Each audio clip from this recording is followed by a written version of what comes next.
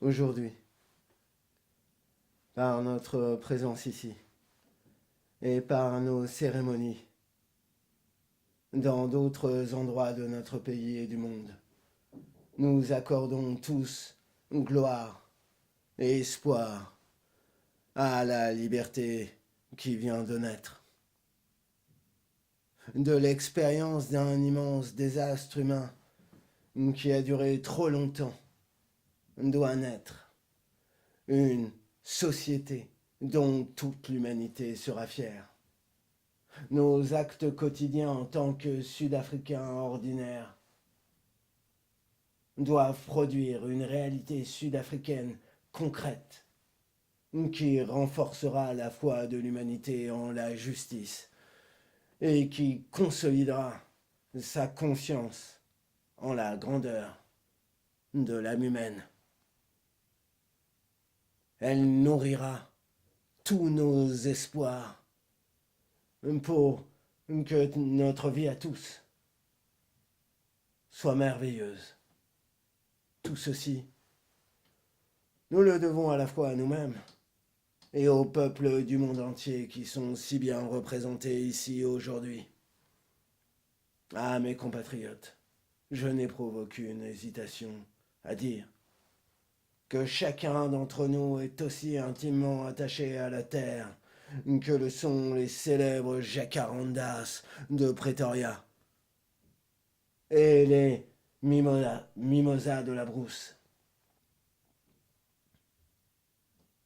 Chaque fois que l'un d'entre nous touche le sol de ce beau pays, il perçoit un sentiment de regain personnel.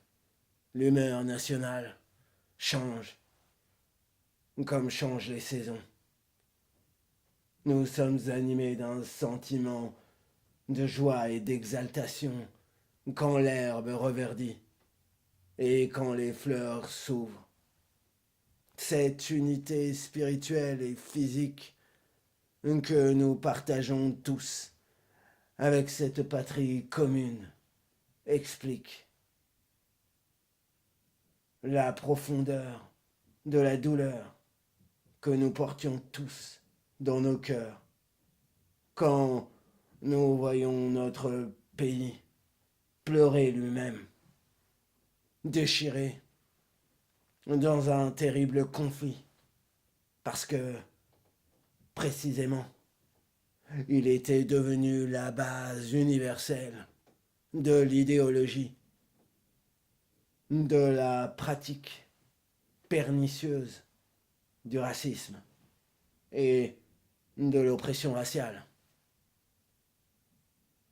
Nous, peuple sud-africain, sommes comblés que l'humanité nous ait repris sous son aile et que nous, qui étions hors la loi, il n'y a pas si longtemps encore, recevions aujourd'hui sur notre propre sol les peuples du monde entier.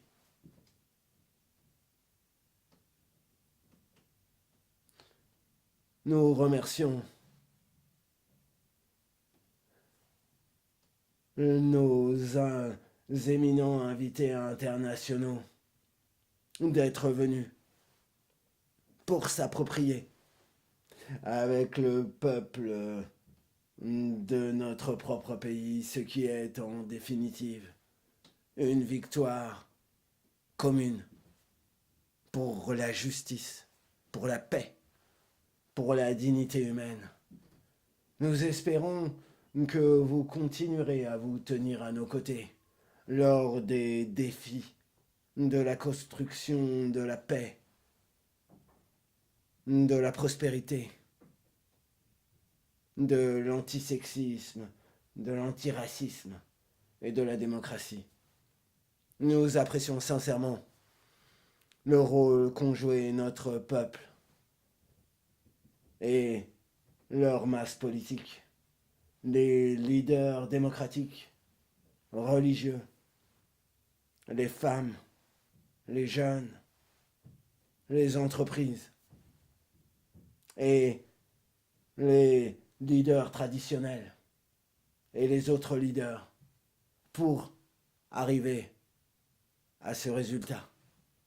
Parmi ceux-ci, et non le moindre, mon deuxième président adjoint, Frédéric Willem de Klerk. Nous aimerions également rendre hommage à nos forces de sécurité pour le rôle qu'elles ont joué dans la protection de nos premières élections démocratiques et dans la transition vers la démocratie contre les forces assoiffées de sang qui refusent toujours de voir la lumière. Le temps de soigner les blessures est arrivé. Le temps de combler les fossés qui nous séparent est arrivé. Le temps de construire est arrivé. Nous avons enfin achevé notre émancipation politique. Nous nous engageons à libérer notre peuple de l'asservissement dû à la pauvreté, aux privations, à la souffrance, au sexisme et à toute autre discrimination. Nous avons réussi à passer les dernières étapes vers la liberté dans des conditions de paix relatives. Nous nous engageons à construire une paix complète, juste et durable. Nous avons réussi à implanter l'espoir dans le cœur de millions de personnes de notre peuple. Nous nous engageons à bâtir une société dans laquelle tous les Sud-Africains, qu'ils soient blancs ou qu'ils soient noirs, pourront marcher debout, pourront se tenir debout et marcher sans crainte, sûrs de leurs droits inaliénables en la dignité humaine. Une nation arc-en-ciel, en paix avec elle-même et avec le monde. Comme preuve de notre engagement dans le renouveau de notre pays, le nouveau gouvernement par intérim de l'unité nationale prend la décision, en tant que question urgente, d'amnistier les différentes catégories de nos compatriotes accomplissant actuellement une peine d'emprisonnement. Nous dédions ce jour à tous nos héros et toutes nos héroïnes de ce pays et du monde qui se sont sacrifiés de multiples façons et qui ont donné leur vie pour que nous puissions être libres. Leurs rêves sont devenus réalité. La liberté, leur récompense. Nous nous sentons à la fois humbles et fiers de l'honneur et du privilège que vous, un peuple sud-africain, nous avez fait en nous nommant premier président d'un gouvernement d'union démocratique, antiraciste et antisexiste. Nous sommes conscients que la route vers la liberté n'est pas facile. Nous sommes conscients qu'aucun de nous ne peut réussir seul. Nous devons donc agir ensemble, comme un peuple uni, vers une réconciliation nationale, vers la construction d'une nation,